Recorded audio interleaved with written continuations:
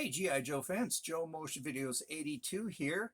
It's time for another G.I. Joe toy review, and today is going to be sort of a special review day.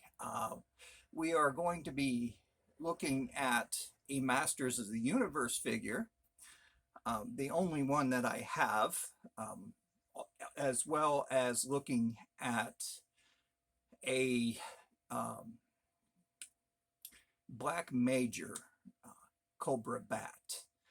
These were viewer requests from Old Man's Earlobe and from They Gone. So I'm more than happy to grant any request that is put out there.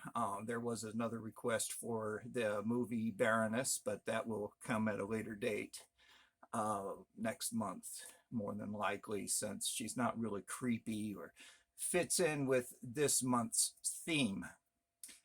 So let's go ahead and talk about the one toy that I have a childhood memory of, which was Scareglow. Just real brief here. I happened to come across him, and this was the only time that I saw him, was at Kmart with my mother. That particular day, we just happened to be stopping by and went into the toy section, and there was Scareglow. It was the only one. And it was very rare for us to get a toy outside of a special occasion. So she said, yeah, go ahead and get it. She said, I don't think this one's going to be around.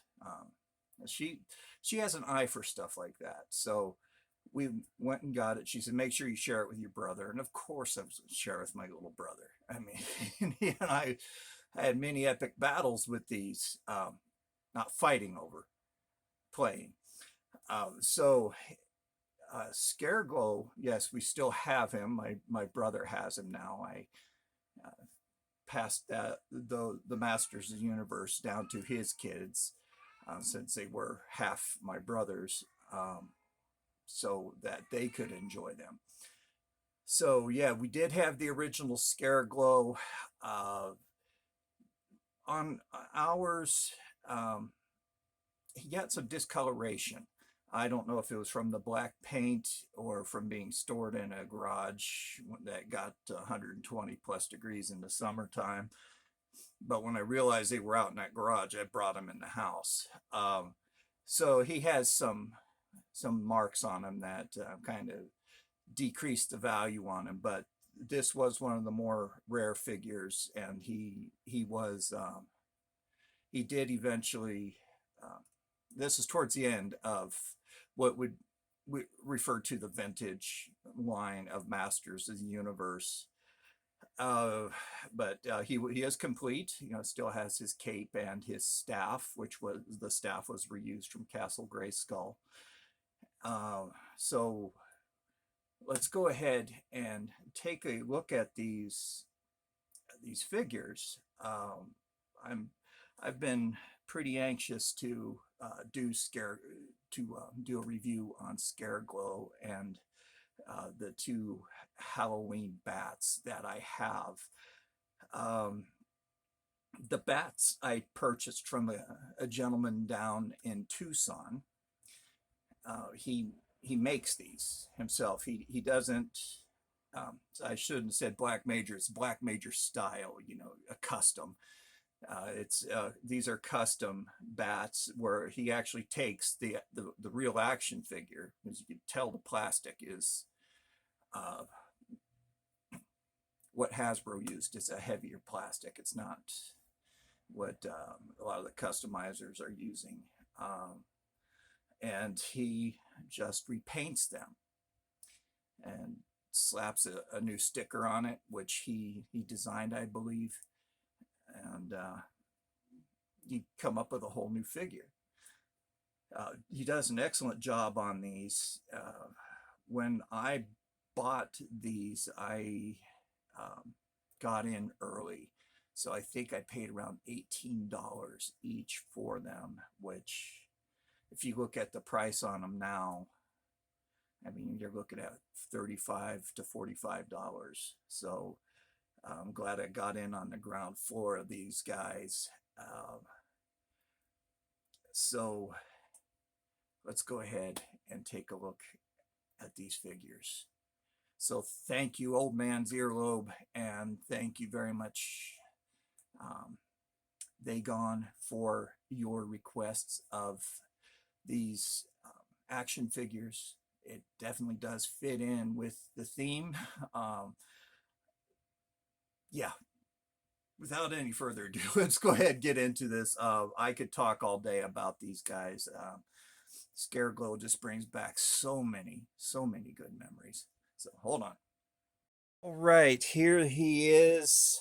Here they are, the Cobra Bats. I'm going to pull Scareglow up here in a minute, but I wanted to talk about the bats first. Threw some Scooby-Doo in for some nice spooky aesthetics. These ghosts right here came from series 1. I can't remember the title of the cartoon. I'm going to say Hassel and Dracula's Castle, but that wasn't the one. It was with Blackstone the Great, the magician. And of course you have Creeps and Crawls, the green ghost, and the ghost of Captain Cutler. So looking at these bats, let's take a look at what he refers to as the vampire bat first. You can see, try to get that to focus a little bit. You can see that there's a giant V right in the middle of a bat shape.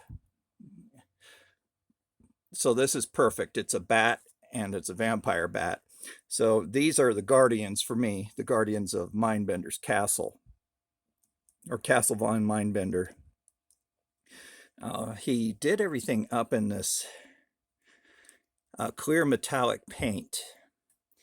I know it takes several coats for this paint to, for the metallic paint to really show through, because I've worked with it before and it is a bit of a challenge.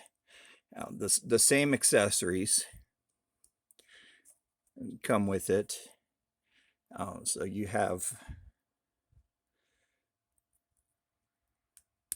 the claw. I've never taken these out of the backpack since I bought them a few years back. His flamethrower, his hand, which I just dropped, and of course the machine gun, which is on him. And this guy just looks great in any paint scheme that you want to slap on him.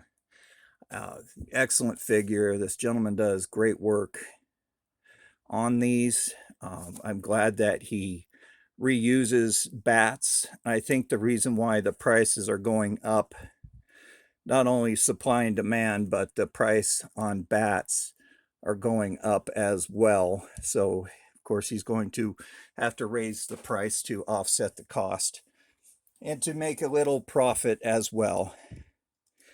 Now this one, you can see it has that cool jack-o'-lantern on the front. Same accessories, but done up in the metallic orange. And this, I like the metallic orange a little bit better. It really accents. You can see it really accents the sculpting on this figure. Very good idea on both of these. I think the bats are, I would say, number 1 for me from the 86 line for Cobra. Then it would be the Viper right after that. But 85 and 86, G.I. Joe, Hasbro, they were really killing it with putting out some cool action figures. So let's go ahead and get into the Scare Glow review. I think this is the first time that, well, no, it isn't the first time that I've reviewed non-G.I. Joe. I remember doing some Scooby-Doo, shared a Scooby-Doo haul. But as far as a review goes of non-G.I. Joe, this is the first. You could see that he is carded. And if you are a little bit delicate or easily upset by opening collectible toys, you could fast forward through the part that when I open this. I've been saving it just for that special occasion. But right here on the back, it says modernization is celebration of the original 80s Masters of the Universe action figures. Masters of the Universe Origins gives you power to pose Eternia's greatest warriors and retro style figures in the newly packed battle positions, or new action packed battle positions. And it says a walking horror from a different dimension, Scare Glow radiates fear, terrorizes his victims. There's Clamp Champ, Prince Adam, and of course Scare Glow there, and includes the comics. And these are the figures that are available. I did see them all in the stores, but I have to limit my collecting. Yes, I want to collect these guys really bad, but I have to limit or I will run out of room. So let's go ahead and get this guy open.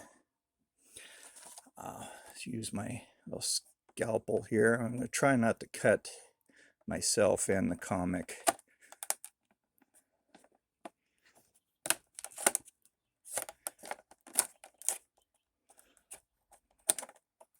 I like how they have that there's a little tab down here at the bottom to help you open. That's very helpful.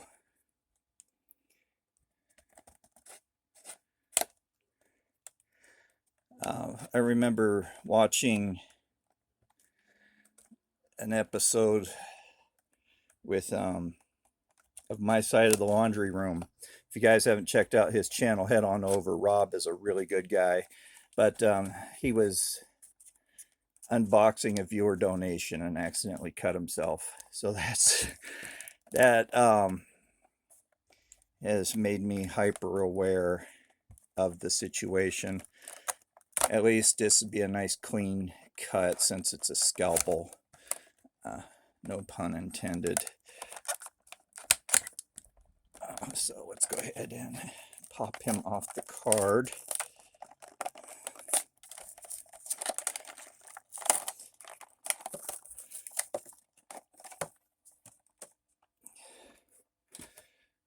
What did I do with the sheath? I have a little plastic sheath for the blade, but we'll just stick it right there for right now. Okay, so he comes on a tray.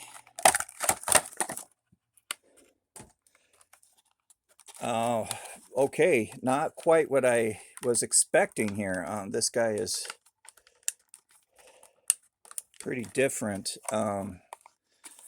His cape is a soft plastic. They got away from the cloth capes.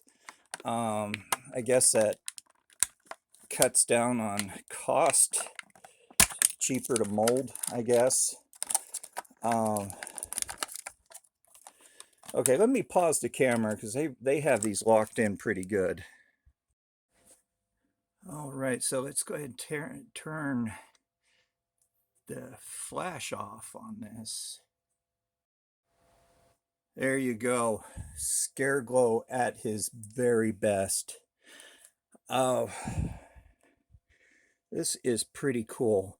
The other one, the original one, still glows. You see the Scooby-Doo ghosts are glowing too.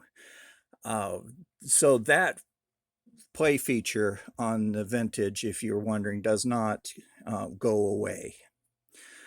But of course, he's done up in this glowing green plastic, so they had to paint the skeletal structure over him to give him that very ominous glow. One of the best, if not the best, so far from the vintage line. Okay, so back to Scareglow. The articulation on these guys has changed, obviously. It's updated where their arms could move, and has a swivel grip, and the wrists move, even has knee joints, and the feet move in and out. The cape, it's nicely textured. It is very reminiscent of his original cape, but his original cape didn't have that rope-like device underneath the head. His head does go up and down as well. And what the original had was a piece of elastic. Now, if you guys remember when Masters of the Universe first came out in 1982, they talked about the feet. If they had like a duck foot, that they were bad guys, and if they had a normal foot, they were the good guys, to help differentiate. But you saw a monster, you pretty much know it's going to be a bad guy. That's just how things were back then. But Zodak had the duck foot, and he was a good guy. So that kind of threw that whole concept out the window. But he's still wearing the fuzzy breeches. They took away that neat little spring punch gimmick. But all in all, it's a good figure, nice solid figure. I like the updated play features on it. I don't know if you were one of those kids that would pull the arms off and switch them, but a friend of mine did that, and it got to the point where the arms were stretched out and they started falling off. His staff is a little bit longer than the vintage. Perfect weapon for him. It's more like a sickle that the Grim Reaper would carry, but it's done up in a non-glow-in-the-dark green plastic. But the one that came with Castle Grayskull was tan, and then they just did a recolor with different colored plastic for Scareglow.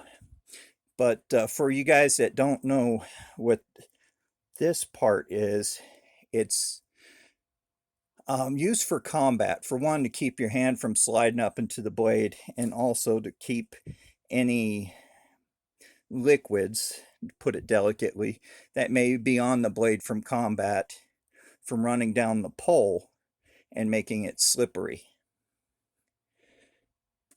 So the comics I'm hearing are not as good as the originals, and you can see that they're trying to make it look as vintage. And yeah, I love the artwork on these, and I absolutely loved the comics that came out with them. When I was a kid, I kept them all, and I remember bringing them to science camp with me. So all of us would read those comics when it was time for us to stay in our cabins. But there you go, guys. Scareglow, Halloween, and Vampire Bat. I hope you liked that review. Oh, let me put the fan on. It's finally starting to cool down out here, but just moving around here. these bright lights have made things a little bit warm in here. These are, I don't know how many watt light bulbs, but they're close to 9 or 10 inches long. They're huge. You see my little gargoyle lamp over my shoulder. But anyway, guys, let me know what you think about this figure. Did you have him as a kid? Do you have him now? Do you like the modern comics that have come out? I mean, we certainly can't have things the way they were, sadly, but life progresses. So, yeah, the artwork is different. There's a different feel to the paper. They're not as thick, but still really cool. I could just read something real quick. It says, Grayskull Fortress, Mystery and Power. So Sorceress discovered another artifact hidden in Castle Grayskull. This is Man-E-Face is talking to He-Man on the Sky Raiders. Or the Sky Sled, sorry. Yes, the Mummer's Brace. It's ideal for someone with your skills, Man-E-Faces. Does she have anything for me? Asked Orko. Not this time, Orko. Oh well, at least I have magic. Alakazam! And he's doing some sort of a magic thing with his hands, you know. And this shows Trapjaw, Scareglow, and Skeletor behind a rock. The jaw bridge finally opens, Skeletor, said Trapjaw. Excellent, Trapjaw. The cordite crystal lies within the walls. Now bring me the full Orko. And poof. Orko gets turned into something not quite what he should be. So this one is called Double Trouble. So there's an evil and a good Orko in there. But so far, the comic sounds pretty good. I'll finish reading it. I just don't want to take up the rest of your evening reading something like that. But you know, I thank you guys for this request. Like I said, I've been waiting to do the review on Scareglow. If I buy any more Masters of the Universe figures, certainly I'll review them, but you know, room is a problem. So for now, it'll be it'll be G.I. Joe. That's what this channel is. It's G.I. Joe, and with a little horror theme during Halloween, during the month of October. Thank you guys for tuning in, especially to my new subscribers. If your channel is made public, I subscribe back to you so you know that I saw your subscription. So thank you for those who have recently subscribed. And thank you for everybody who has stuck with me all these years. You know, 5 years is a long time to be doing this. There's quite a bit of work that goes behind it. For some people, it's a lot of planning and writing out scripts and things like that. For me, I do things extemporaneously. It's right off the cuff. A lot of times I don't know when I'm going to review until that day. As if I found that if I set a schedule and I'm going to do this figure, this, and this, I see something else that I like better and I review that. And so it just blows that whole concept out of the water, which I did try, and I even tried scripting, and it just wasn't natural. I want this to be a natural for me anyway. I want this to be a kind of a down home feeling. You are in my house. You know, I want you to be my guest. Somebody had asked me a question on Twitter. they use their real name, so I won't mention their name. How long does it take me to prepare for my reviews? Preparation is pretty quick. I mean, it's I have a little set you guys see every time. Setting up, takes just a few minutes. I have my lights already plugged in and everything. I just have to position them. Then I sit down and I turn the camera on, and I see how the lighting is going to look on camera and adjust accordingly. Somebody's sending me text messages, sorry. But what takes the longest is Friday Night Frights. That's the longest because I'm in makeup, I'm in a costume. The makeup I use is a powder makeup, something you'll see your wife or your girlfriend use, like the foundation. It's white. It's called deathly white or dead white. And that takes several layers to put on. It's a powder, it dries on. That takes several layers to, I'm already fair skinned as it is, but to get a deep white color, that takes some time. That's about 30 minutes of just applying makeup. And of course I had to put my costume on. I put that on first, put in my colored contacts. Sometimes I'll wear a deep blue, other times I wear a red contact lenses. Those are no problem. So those go in fairly quick. I'm looking for them. I should have been a little more prepared for this. But I use, familiar with that brand, they're called Scarecrow. They are fangs that, let me pause this, I got to show you these. Come on now. Well, anyway, they were sitting up on a shelf, and Mickey jumped up on it today, so the fangs went flying, I guess. I can't find them. But the fangs, when you first buy them, they come with little capsules. It's a powder, and you have to mix a liquid in, and you mix that up into a paste. Then you tuck that inside the fang. That takes a long time to do, but once it's kind of a dental cement. You attach them to your teeth, hold them there in place, and once that cement sets, you just pull them off your teeth, and you could just put them on and use them indefinitely. So altogether, between makeup and costume, for Friday Night Frights or Saturday Scares, either day, it takes me about 45 minutes to an hour to set up.